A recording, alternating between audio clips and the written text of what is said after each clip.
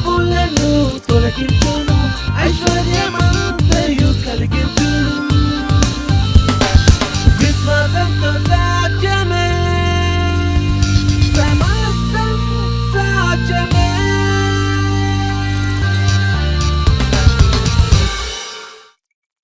మత్తయి సువార్త 7వ అధ్యాయం 7వ వచనంలో అడుగుడి మీకప్పుడు ఇవ్వబడును అని ఉంది. గమనించండి, దేవుడు తన వాక్యంలో ఇది రాస్తున్నప్పుడు ఇది నిబంధన సంబంధంలో ఉన్న వారికి వర్తించినట్లుగా తెలియపరుస్తున్నారు.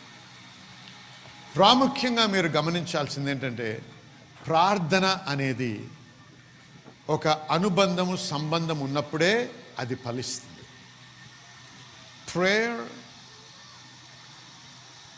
Is based on relationship. ప్రార్థన సంబంధంపై ఆధారపడి ఉంటుంది. ఆ సంబంధము, ఆ అనుబంధము లేకపోతే ప్రార్థనకి జవాబు ఉండదు. అందుకే యేసయ్య మత్తయి సువార్త 6వ అధ్యాయం 7వ వచనంలో ఇలా రాయబడింది, చదవండి. 6:7 మరియు మీరు ప్రార్థన చేయునప్పుడు అన్యజనుల వలె వ్యర్థమైన మాటలు వచింపవద్దు.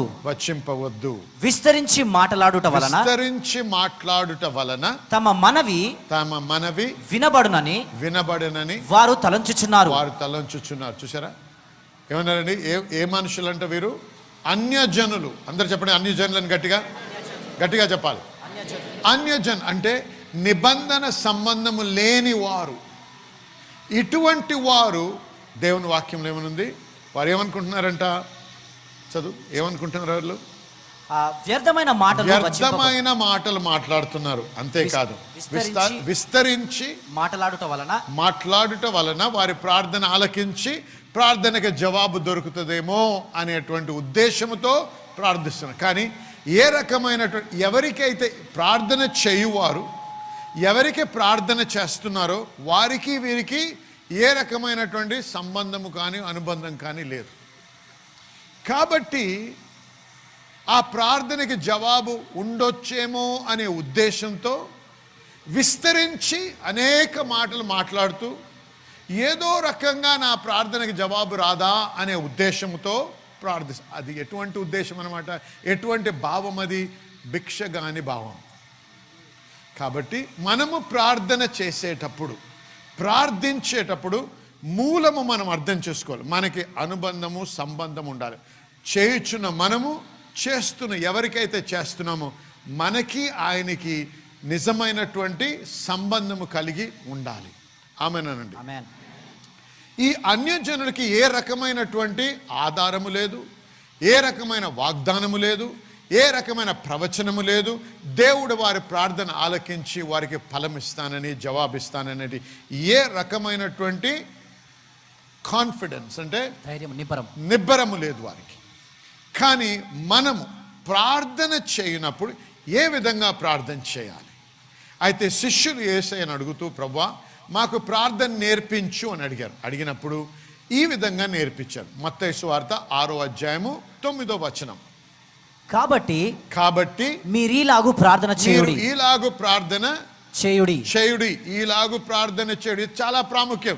యేసయ్య మనకి ప్రార్థన గురించి నేర్పిస్తున్నాడు. ఈ విధంగా ప్రార్థన చేయమని. వినండి జాగ్రత్తగా. యేసయ్య ప్రార్థన జీవితం గమనించినట్టయితే అది గొప్ప ఫలభరితమైనటువంటి ప్రార్థన జీవితం. ఆయన ప్రార్థనకి ఎక్కడ కూడా జవాబు లేని సమయము కానీ, జవాబు లేని సందర్భం కానీ ఎక్కడ కనపడదు. ఎక్కడ ప్రార్థన చేసినా ఆయన ప్రార్థనకి జవాబు ఆయన పొందడం మనము గమనిస్తున్నాం. ఇది గమనించే శిష్యులు ఏమన్నారంటే, అయ్యా మాకు కూడా ప్రార్థించుట నేర్పించండి అంటే ఈ విధంగా ప్రార్థన చేయండి అన్నాడు. పరలోకమందున్న మా తండ్రి నీ నామము పరిశుద్ధపరచబడును గాక. నీ రాజ్యం. చాలు. Our Father which are in heaven, hallowed be thy name. ఇది 9వ వచనం. Our Father which are in heaven, hallowed be thy name. రెండు అంశాలు ఉన్నాయండి ఇక్కడ. దాని గురించి మాట్లాడాలి ముందుగా. Our Father which are in heaven, పరలోకమందున్న మా తండ్రి, అది మొదటి అంశం. Hallowed be thy name. నీ నామము పరిశుద్ధపరచబడును గాక. ఈ రెండు అంశాలు ముందుగా చూసి ముందుకెళ్దాం. పరలోకమందున్న నా తండ్రి. ఎప్పుడైనా ప్రార్థనకు వచ్చినప్పుడు, మన నూతన నిబంధన చదివినప్పుడు ఏమని నేర్పించారు దేవుడు మనకి? మీరు ప్రార్థన చేయనప్పుడు తండ్రికి యేసు నామములో ప్రార్థన చేయాలని ఉంది. నమ్మిన వారు ఆమెను చెప్పండి గట్టిగా. అవునా? ఎవరికి ప్రార్థన చేస్తున్నాం? మనము తండ్రికి ప్రార్థన చేస్తున్నాం. యేసు ఏం బోధిస్తున్నాడు, ఏం నేర్పిస్తున్నాడు? మీరు ప్రార్థన చేయుచున్న వ్యక్తి ఎవరు ఉన్నారో ఆయన క్రూరమైనటువంటి వ్యక్తి కాదు. మీరు సరిగ్గా అర్థం చేసుకోలేదు. పాత నిబంధన గ్రంథములో మీరు చూసినట్టయితే దేవుని యొక్క ప్రేమను గ్రహించడం కొద్దిగా కష్టంగా అనిపించవచ్చు. కానీ హెబ్రీయులకు రాసిన పత్రికలో ఇలా వ్రాయబడింది, Christ is the express image of God. దేవుని యొక్క స్వరూపమై ఉన్నాడు క్రీస్తు. అంటే దేవుని నిజత్వాన్ని మనకు ప్రదర్శించేవానిగా వచ్చాం. ఆయన క్యారెక్టర్, ఆయన గుణశీలతను మనం దేవుణ్ణి తెలుసుకోవాలంటే యేసయ్యను తెలుసుకోవాలి. కొద్దిమంది గ్రీకు నుంచి వచ్చారంట. వచ్చి ఫిలిప్ని అడిగారు, మాకు తండ్రిని చూపించు అంటే యేసేమన్నాడు, నన్ను చూస్తే తండ్రిని చూసినట్టే అన్నాడు. కాబట్టి వినండి, నిజముగా మనం ప్రార్థన చేసేటప్పుడు నేను ప్రార్థించేది నా తండ్రికి అనేటువంటి ఆ ధైర్యము, ఆ నమ్మకము, స్థిరమైనటువంటి విశ్వాసం అవసరం. అనేక మార్లు దేవుని దగ్గరికి ప్రార్థనకి వెళ్ళినప్పుడు దేవుని బిడ్డలు నేను పాపిని, నేను పాపిని, నేను పాపిని, నా ప్రార్థన ఆలకిస్తాడో లేదో దేవుడు అనే అనుమానంతో మొదటి మెట్టు వేస్తారు. అందుకే వారి ప్రార్థనలకి జవాబు ఉండదు. హెబ్రీయులకు రాసిన పత్రిక 4వ అధ్యాయం 16వ వచనంలో, హెబ్రీయులకు రాసిన పత్రిక 10వ అధ్యాయం 19వ వచనంలో కూడా 2 స్థలాల్లో కూడా దేవుని యొక్క వాక్యంలో మనం ఎలా రావాలని ఉంది. దేవుని యొక్క సింహాసనం, దేవుని దగ్గరికి ప్రార్థనలు వచ్చినప్పుడు ఎలా రావాలంట? ధైర్యముతో రావాలి. గట్టిగా చెప్పండి, ధైర్యముతో. ధైర్యముతో. గట్టిగా, ధైర్యముతో, బిగ్గరగా, ధైర్యముతో రావాలి. చూడండి, మన మనస్సు మనల్ని ఆరోపిస్తున్నట్టయితే నువ్వు పాపివి, నువ్వు పాపివి, నువ్వు పాపివి, దేవుడు నిన్ను మొత్తుతాడేమో, దేవుడు నిన్ను శిక్షిస్తాడేమో, నువ్వు నిన్ను త్రోసివేస్తాడేమో, నిన్ను అంగీకరించడేమో అనేటువంటి తలంపులతో నువ్వు వస్తే ధైర్యంగా రాగలవా? మాట్లాడండి, ధైర్యంగా రాగలవా? ఏదైనా పాపము చేసి ఉండి దేవునికి విరుద్ధమైంది ఏదైనా చేసినా, పలికినా, తలంచినా నువ్వు దేవుని దగ్గరికి వచ్చినప్పుడు వెంటనే నీ మనసు ఏం చేస్తుంది? నిన్ను ఆరోపిస్తుంటుంది. ఆ ఆరోపణ ఎప్పుడైతుందో, కన్విక్షన్ అంటారు ఇంగ్లీష్లో, ఆ ఆరోపణ ఎప్పుడైతుందో నువ్వు ధైర్యముగా దేవుడు నా ప్రార్థన ఆలకిస్తాడని నిబ్బరమైన మనస్సుతో నువ్వు దేవునికి ప్రార్థించలేవు. నేను చెప్పేది నిజమైతే ఆమెనండి, ఆమెనండి గట్టిగా. కాబట్టి చూడండి, ప్రార్థనకి జవాబు ఉండాలి అంటే నేను ఎవరికైతే ప్రార్థన చేస్తున్నానో ఆయనతో సరి అయిన సంబంధంలో ఉంటేనే నాకు ప్రార్థనకి జవాబు ఉంటుంది. పాపము లేనివాడు లేడు. అవునా? చూడండి, we can never be perfect, మనం ఎప్పుడు కూడా పరిశుద్ధులుగా, but we can be blameless, కానీ నిందారహితంగా ఉండవచ్చును. ఆమేన్, ఆమేన్. దేవుని యొక్క రక్తము మన పాపం నుంచి కడిగి మనల్ని నిందారహితులుగా మారుస్తుంది. దేవుని దృష్టిలో నా పాపాలన్నీ కడగబడ్డాయి. ఆమేన్, ఆమేన్, ఆమేన్. కాబట్టి వినండి, ఎప్పుడైనా నేను దేవుని దగ్గరకు వచ్చినప్పుడు నేను దేవుని కుమారుడిని అనేటువంటి నిజమైన నమ్మకము, విశ్వాసముతో రావాలి. నా తండ్రి దగ్గర రావడానికి నాకు హక్కు ఉంది అనే సత్యాన్ని నేను గ్రహించి రావాలి. అందుకే యేసు ఏం చేశాడు? ఎందరైతే తను అంగీకరిస్తారో వారందరూ దేవుని బిడ్డలు అగుటకు అధికారం అనుగ్రహిస్తానన్నాడు. ఆమేన్. యోహాను సువార్త 1వ అధ్యాయం 12వ వచనంలో ఎవరైనా యేసయ్య దగ్గరకు వచ్చినప్పుడు మొట్టమొదట జరిగేటువంటి అంశం ఏంటి? పాపివైన నిన్ను దేవుని కుమారునిగా మార్చబడుతున్నావు. దేనివలన? ఆయన కార్చిన రక్తముని బట్టి నీవు దేవుని కుమారునిగా మారుతున్నావు. నమ్మిన వారు హల్లెలూయా చెప్పండి. ఆమేన్. చూసారా? అందుకే నువ్వు దేవుని దగ్గరకు వచ్చినప్పుడు తండ్రి అని నువ్వు ప్రార్థించగలవు. మరి తిరిగి జన్మించిన తర్వాత కూడా మనం తప్పులు చేస్తూ ఉంటాం. అందుకే 1 యోహాను 1 అధ్యాయం 9వ వచనంలో ఏమని రాయబడిందంటే, if we confess our sins, he is faithful and just to forgive us of our sins and to cleanse us from all unrighteousness. మన పాపములను మనము ఒప్పుకొనిన ఎడల, మన పాపములను మనం ఒప్పుకొనిన ఎడల ఆయన నమ్మదగిన వాడు నీతిమంతుడు గనుక ఆయన మన పాపములను క్షమించి సమస్త దుర్నీతి నుంచి మనలను పవిత్రులుగా చేయును. హల్లెలూయా. నేను పవిత్రపరచబడ్డాను మళ్ళీ, కాబట్టే నేను ధైర్యముగా, నమ్మకముతో, విశ్వాసముతో దేవుని కుమారునిగా నా తండ్రి అని పిలుస్తూ ప్రార్థనలో నేను దేవుని దగ్గరికి రాగలను. ఆమేనండి. హల్లెలూయా. అందుకే ప్రార్థన అనగానే వెంటనే నోరు విప్పి మాట్లాడేకండి. మొట్టమొదట మన హృదయ స్థితిని చూసుకోవాలి. దేవుని దగ్గర ఏదైనా ఆరోపణ ఉన్నా, ఏదైనా అవకతవకలున్నా, నీ మనస్సులో కొద్దిగా సరిగ్గా లేదు దేవునితో నీ సంబంధం, మొట్టమొదట ఏది అడగక ముందు నీ సంబంధాన్ని స్థిరపరచుకో. హల్లెలూయా. యొక్క సహోదరుడి పేరు అశోక్. మరి సహోదరు మన సంఘానికి వస్తున్న సమయంలో మరి ప్రత్యేకించి నూతనమైనటువంటి ఆత్మలను దేవుని సన్నిధికి తీసుకురావడం గురించి పాస్టర్ రాజ్ గారు చెప్తున్నప్పుడు ఎంతగానో ప్రోత్సహించబడ్డారు.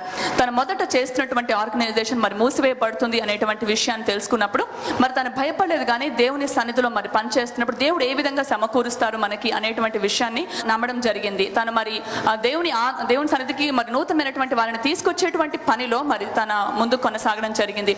మరి తన ముందున్నటువంటి జాబ్ మరి తొలగించక ముందే, ఆ యొక్క కంపెనీ మూసివేయక ముందే మరి ఒక జాబ్ దేవుడు అతనికి ఇవ్వడం జరిగింది. మరి 2 కుటుంబాలని అతను మరి సంఘానికి తీసుకోవడానికి పని చేశారు. ఆ 2 కుటుంబాలు కూడా మన మధ్యలో మరి వాళ్ళు మెంబర్షిప్ తీసుకుని సంఘానికి మరి క్రమంగా వచ్చే విధంగా నాటబడి ఉన్నారు. మరి ముందు జాబ్ కంటే ఇప్పుడు తనకు వచ్చినటువంటి జాబ్ 3,000 రూపాయలు ఎక్కువ జీతాన్ని తనకి ఇస్తుంది. మరి తను మరి అది కోల్పోక ముందే దేవుడు తనకి ఇచ్చినటువంటి సమకూర్పును బట్టి మన మధ్యలో సాక్ష్యం ఇస్తున్నారు. దేవునికే సమస్త మహిమ కలుగునుగా. సహజంగా కూడా ఇప్పుడు నేను ఎవరి దగ్గరికి వెళ్తే ఆయనతో నా సంబంధం సరిగ్గా లేదనుకోండి, నాకు ఆయన దగ్గర నుంచి నేను పొందగలను, నా అవసరం ఆయన తీర్చగలను. ఆయన దగ్గరికి వెళ్ళినప్పుడు ఆయన మనస్సును నేను కష్టపెట్టినట్టయితే, అది మర్చిపోయినట్టు ప్రవర్తిస్తూ నా అవసరాలు నేను ఆయనతో పంచుకుంటే తల ఊపుతాడు, కానీ చేస్తాను అనే మాట ఇవ్వడు. ఎందుకు? లోపల ఆయనకి తెలుసు, నాకు తెలుసు ఏదో అడ్డుగోడ ఉందని. మాట్లాడండి. ఆమేన్.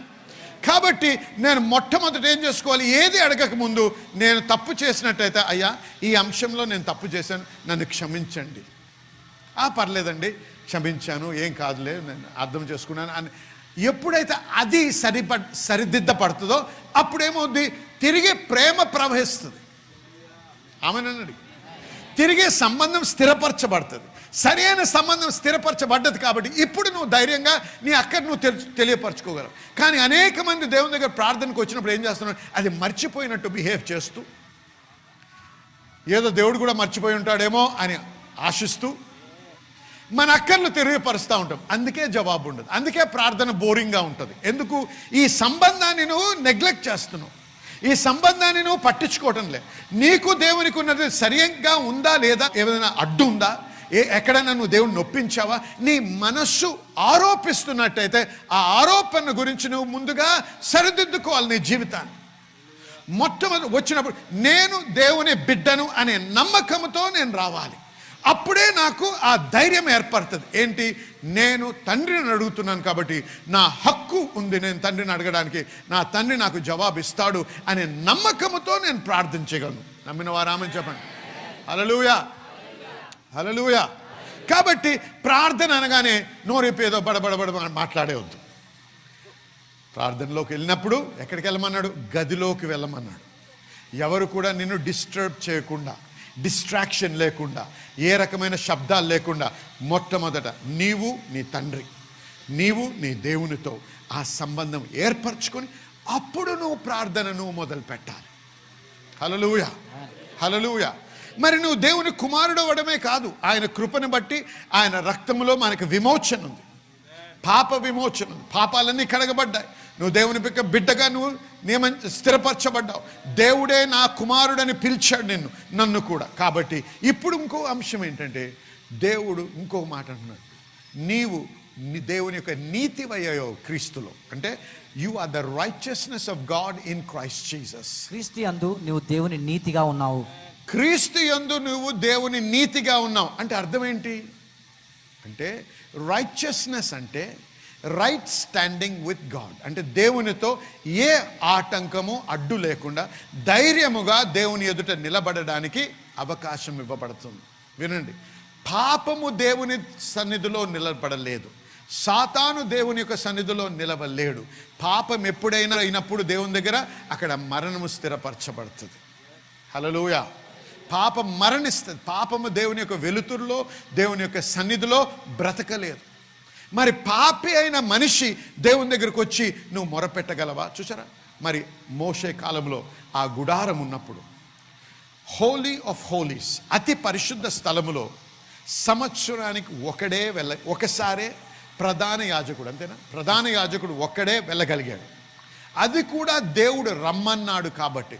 ఎందుకైనా దేవుడు చెప్పిన అది ఒకసారి రావాలి, దేవుడు చెప్పిన విధానంలో రావాలి. ఎందుకైనా దేవుని విధానానికి ఆయన తప్పుగా వచ్చాడంటే ఏమవుతాడో తెలుసా? మరణిస్తాడు. ఎందుకు?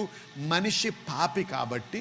ఆ దేవుని యొక్క అతి పరిశుద్ధ స్థలములో ఆ పరిశుద్ధత జడ్జి చేస్తుంది, అంటే తీర్పు తీరుస్తుంది పాపాన్ని. అందుకే మరణిస్తుంది. దేవుడు చంపాలని చంపాడు, ఉండలేదు అక్కడ. హల్లెలూయా. అక్కడ నిలవలేదు పాపం. మరి అటువంటి మనము దేవుని దగ్గరికి ధైర్యముగా రమ్మంటున్నాడు. ఎందుకు? ఆయన మనల్ని నీతిమంతులుగా పిలిచాడు కాబట్టి. నీవు చేసిన పనులను బట్టి కాదు, నీ నీతి కార్యాలని బట్టి కాదు, నువ్వు చేసిన గొప్ప కార్యాలని బట్టి కాదు, నువ్వు చేసినటువంటి మంచి కార్యాలని బట్టి కాదు, కానీ ఆయన కార్చిన రక్తములో ఉన్న గొప్పతనాన్ని బట్టి, ఆయన రక్తములో నువ్వు కడగబడ్డావు కాబట్టి, నీవు ఆ రక్తములో విశ్వసించుచున్నావు కాబట్టి ఇప్పుడు ఆయన నిన్ను నీతిగా పిలుస్తున్నాడు. హల్లెలూయా. నీతిమంతునిగా తీర్చబడ్డావు. హల్లెలూయా, హల్లెలూయా. కానీ వినండి, సాతాను ఎప్పుడు కూడా నువ్వు పాపం చేసావు, నువ్వు పాపివి, నువ్వు పాపివి, నువ్వు పాపివి అని గునుగుతానే ఉంటాడు, సనుగుతానే ఉంటాడు, మాట్లాడుతూనే ఉంటాడు నీ చెవులో. ఎందుకు? ఈ యొక్క సంబంధం ఉంది చూసారా నీకు దేవునికి, దాన్ని ఎలాగైనా సరే విరగ్గొట్టాలి, దాన్ని ఎలాగైనా సరే సరైన పద్ధతిలో ఉండకుండా చేస్తే ఆ ప్రార్థనకు బలం ఉండదు. కాబట్టి ఎప్పుడు, అందుకే ఇంగ్లీష్లో ఏమన్నాడు ఆయన్ని, సాతాన్ని, బుక్ ఆఫ్ రెవల్యూషన్, ప్రకటన గ్రంథంలో అక్యూజర్ ఆఫ్ ద బ్రదరెన్ అని, సహోదరులను నిందించువాడు. అక్యూజ్ చేస్తూ ఉంటాడు దేవుని సన్నిధిలో నిన్ను, నన్ను, అందరినీ కూడా, దేవుని నమ్ముకున్న బిడ్డలు. ఆ పాపం చేశాడు, ఈ పాపం చేశాడు, ఇలా చేశాడు, అలా చేశాడు అని నిందిస్తూనే ఉంటాడు. దేవుడు ఏమంటాడు? యేసయ్య నా రక్తంతో ఆయన కడగబడ్డాడు. కానీ వినండి, నీ చెవులో నీ మనసులో వాడు ఊదుతానే ఉంటాడు. అందుకే చాలామందికి ఉన్నటువంటి కష్టం ఏంటో తెలుసా? దేవుడు క్షమించిన వారిని వారు క్షమించుకోలేరు. అందుకు కూడా వారి ప్రార్థనలకి జవాబు ఉండదు. దేవుడు క్షమించాడు కానీ వారు, అయ్యో నేను ఇలా చేశాను, అలా చేశాను, అంత కష్టపెట్టాను, ఇలా చేశాను. పౌలు ఏమన్నాడు? వాడు మరణించాడు అన్నాడు. ఎవడైతే యేసు ప్రభుని నమ్ముకున్న బిడ్డని మర్డర్ చేశాడో, అంటే హత్య చేశాడో, ఎవరైతే తీసుకెళ్లి చెరలో వేశాడో వాడు మరణించాడు. వాడు కాదు నేను ఇప్పుడు అన్నాడు. హల్లెలూయా, హల్లెలూయా. నా మనస్సులో, నా హృదయంలో ఏ ఆరోపణ లేదన్నాడు. ఎలాగైంది అది? వాడు మరణించాడు. సాతాను అయితే ఏమంటుంది? నువ్వు హంతకుడి, నువ్వు హంతకుడి, నన్ను దేవుడు క్షమించాడు కాబట్టి నన్ను నేను క్షమించుకోవాలి. అప్పుడే నాకు ధైర్యం ఉంటుంది దేవుని దగ్గరికి వెళ్ళినప్పుడల్లా. నువ్వు ప్రార్థన చేయడానికి మొదలు పెట్టినప్పుడల్లా, ఏయ్ మర్చిపోయా ఆ రోజు ఏం చేశావో.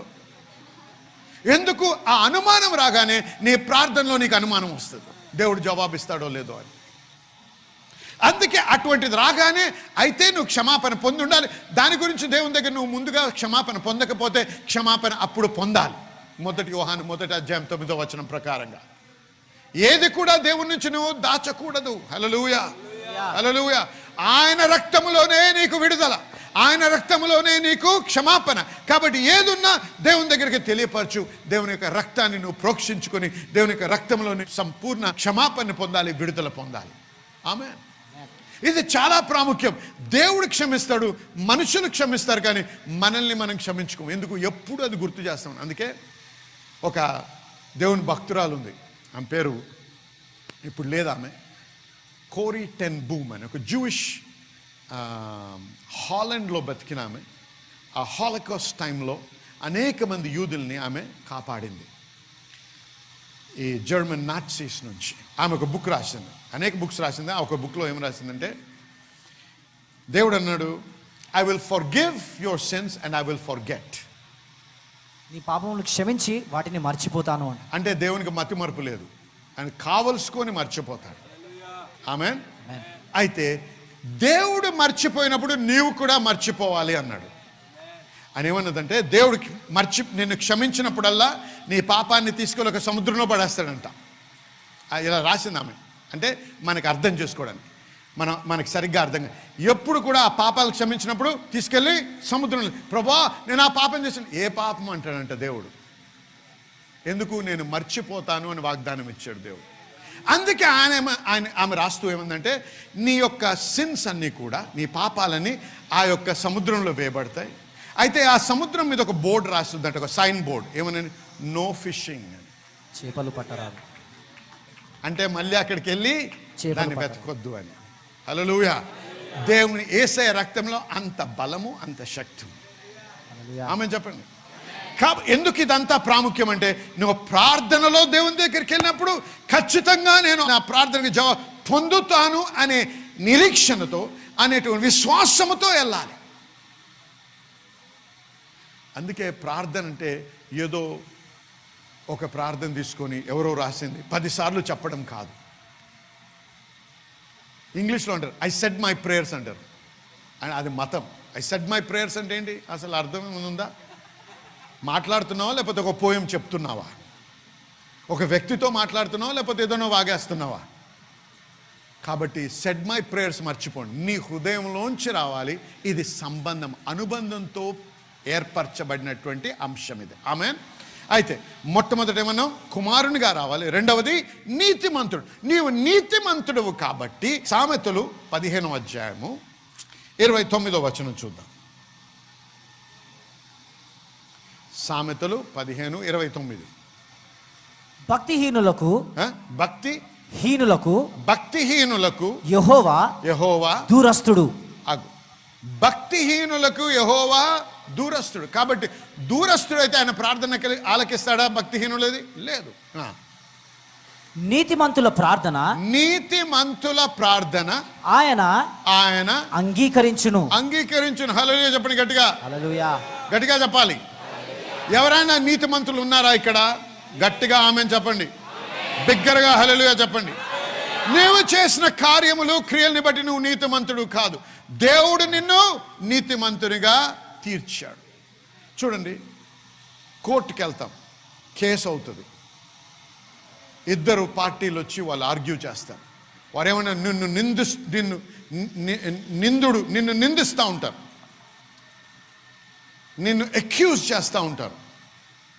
నువ్వు ఇది చేసావు, అది చేసావు, నువ్వు హంతకుడివి, అది ఇది అని ఏమేమో చెప్తారు. అయితే ఇటు ఆర్గ్యుమెంట్ అవుతుంది, అటు ఆర్గ్యుమెంట్ అవుతుంది, ఫార్ అండ్ అగేన్స్ట్. జడ్జ్ ఏం చేస్తాడు? అంతా వింటాడు. విన్న తర్వాత ఏమంటాడు? ఐ ఎక్విట్ హిమ్ అంటాడు. అంటే ఆయన్ని తీర్పు తీరుస్తున్నాడు. నేను విన్న ఆర్గ్యుమెంట్స్ ప్రకారంగా ఈయన హంతకుడు కాదు, కాబట్టి ఈయనని విడిపించండి అన్నాడు. ఆయన ఏమన్నాడు? యు ఆర్ ఎక్విటెడ్ అన్నాడు. లోకమంతా అంగీకరిస్తుందా? అనేక మంది తప్పు జడ్జిమెంట్ అంటారు, ఇది కరెక్ట్ కాదంటారు, మళ్ళీ చేయాలంటారు. ఎవరు ఏమన్నా వీడు విడిపించబడ్డాడు. అలా చెప్పండి. దేవుని కంటే గొప్ప న్యాయాధిపతి లేడు. ఆయన నిన్ను నీతిమంతునిగా ఎంచాడు. హల్లెలూయా. కాబట్టి ఏ సాతాను ఏ వ్యక్తిని గురించి ఏం మాట్లాడు, నువ్వు ఏమాత్రం పట్టించుకునే అవసరము లేదు. నేను నీతిమంతుడను, నేను దేవుని కుమారుణ్ణి. యేసయ్య రక్తముని బట్టి నేను దేవుని కుమారుణ్ణి అయ్యాను. ఆయన రక్తంలో నేను కడగబడ్డాను. ఆయన నన్ను నీతిమంతునిగా తీర్చాడు. కాబట్టి నేను ఖచ్చితంగా నా ప్రార్థన చేసినప్పుడు నేను దేవుని నుంచి నేను ఫలము పొందుతాను, దేవుని నుంచి నా ప్రార్థనకు జవాబు పొందుతాననే ఖచ్చితమైన నిశ్చయమైనటువంటి విశ్వాసము కలిగి ఉండొచ్చు. హల్లెలూయా చెప్పండి. హల్లెలూయా. హల్లెలూయా. కాబట్టి ప్రార్థన అనగానే ఏదో త్వరపడి నోరు విప్పి మాట్లాడొద్దు. మీరు ప్రార్థన చేయనప్పుడు మీ గదిలోకి వెళ్ళమన్నాడు దేవుడు. సమయం తీసుకోవాలి. త్వరగా ఏదో 2 నిమిషాలు మాట్లాడేసి వెళ్ళిపోవడం కాదు ప్రార్థన అంటే. ప్రార్థన అనేది దేవునితో సమయం గడిపే సమయం, అది దేవునితో గడిపే సమయం. అది మన అనుబంధము, మన సంబంధము, మన రిలేషన్, మన ఫెలోషిప్ ఎలాగుంది దేవునితో అని మొట్టమొదట స్థిరపరచుకునే సమయం అది. ఎందుకంటే సమస్తము కూడా ఆ రిలేషన్షిప్ మీద ఆధారపడి ఉంది. హల్లెలూయా. కాబట్టి ప్రతిరోజు కూడా మనం ప్రార్థన చేసేటప్పుడు నా హృదయం ఎలాగుంది దేవుని ఎదుట, నేను అంగీకరించబడుతున్నానా, దేవునికి ఆయాసకరమైనది ఏదన్నా చేశానా, దేవునికి విరుద్ధమైనది ఏదన్నా పలికానా, దేవుని చిత్తానికి విరుద్ధంగా ఏమైనా చేశానా, ఏదైనా ఉన్నట్టయితే నిజమైన పశ్చాత్తాపంతో దేవుని పాప క్షమాపణ కొరకు అడిగి ఆయన రక్తంలో కడగబడ్డానికి మనము ఒప్పుకోవాలి. ఒప్పుకున్న తర్వాత తిరిగి మళ్ళీ అది చేయకూడదు. వెంటనే దేవుని యొక్క శక్తితో నింపమని ప్రార్థన చేసి దాన్ని అధిగమించడానికి, దాన్ని జయించడానికి దేవునికి ప్రార్థన చేయాలి. ఆమేనండి. హల్లెలూయా. మీలో అనేక మంది మాకు ఉత్తరాలు రాస్తున్నారు, మరి ఫోన్ కాల్స్ కూడా చేసి చెప్తున్న విషయం ఏంటంటే మీరు ఎంతో ఆశీర్వదించబడుతున్నారని. ఇది మాకు ఎంతో సంతోషాన్ని కలిగిస్తుంది, మాకు ఎంతో ప్రోత్సాహాన్ని కలిగిస్తుంది. దయచేసి అలాగే మీరు వ్రాస్తూ తెలియపరుస్తూ ఉండండి. మరి మీకు ఇది ఆశీర్వాదకరంగా ఉంటే మరి మీరు మాతో పాటు భాగస్వాములై ఇంకా అనేక మందికి ఈ వాక్యం ప్రకటించడానికి సహాయపడమని మిమ్మల్ని ప్రోత్సహిస్తున్నాం కూడా. ఎందుకంటే వాక్యంలో ఖచ్చితంగా ఒక ఆశీర్వాదం గురించి వ్రాయబడింది. ఎప్పుడైతే మనం దేవుని యొక్క రాజ్యంలో విత్తనం విత్తుతామో ఆ విత్తనానికి 100 ఫలం దేవుడు మనకు అనుగ్రహిస్తారని. ఎప్పుడైతే మన రాజ్య విస్తరణ కొరకు మనం పనిచేస్తామో, దేవుని యొక్క రాజ్యం విస్తరించాలని చెప్పి మనం విత్తనం నాటుతామో ఆ విత్తనాన్ని బట్టి దేవుడు మనల్ని ఎంతగానో అన్ని విషయాల్లో, మన కుటుంబ జీవితంలో, మన ఆర్థిక విషయాల్లో, అన్ని విషయాల్లో కూడా దేవుడు మనల్ని దీవిస్తాడు. కాబట్టి ఈ యొక్క ప్రసారము మిమ్మల్ని ఆశీర్వదించుతున్నట్టయితే, ఈ వాక్యములో మీరు బలపడుతున్నట్టయితే, మీ వలె అనేకులు ఆశీర్వదించబడాలని మీకు ఆశ ఉండి మరి దేవుని యొక్క రాజ్యంని బాగా కట్టాలని మిమ్మల్ని మనవి చేస్తుంది. ఏంటంటే మాతో పాటు మీరు భాగస్వాములో ఉండి మనము కలిసి దేవుని రాజ్యం బహుబలముగా కడుతూ విస్తరించడానికి మనము ప్రయాసపడదాం. దేవుడు మిమ్మల్ని